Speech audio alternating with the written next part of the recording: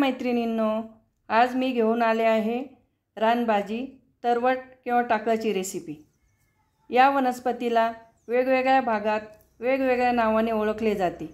ही वनस्पती आपणास साधारणतः जूनमध्ये शेताच्या बांधावर रस्त्याच्या कडेला भरपूर पाहावयास मिळते। या वनस्पतीचे पाने मेथीच्या पानासारखे दिसतात। ही भाजी प्रत्येकाने वर्षाकाठी 1 ते 2 वेळेला अवश्य खावी, कारण ही भाजी विविध आजारावर गुणकारी आहे, जसे की वातदोष, कफदोष, त्वचारोग, पोट साफ होण्यासाठी। या भाजीची कोवळी पाने उत्तम असतात। शक्यतो 2 ते 3 इंचाची कोवळी भाजी घ्यावी। भाजी निवडून घेतल्यानंतर 3 ते 4 वेळेस मिठाच्या पाण्यात स्वच्छ धुवून घ्यावी, व्हिडिओमध्ये दाखवल्याप्रमाणे।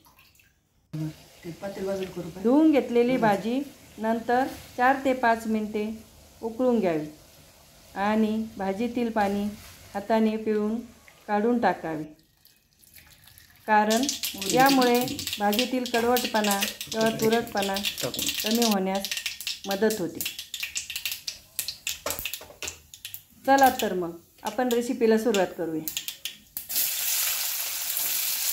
आता आपण प्रथम गॅस चालू करून घेऊया।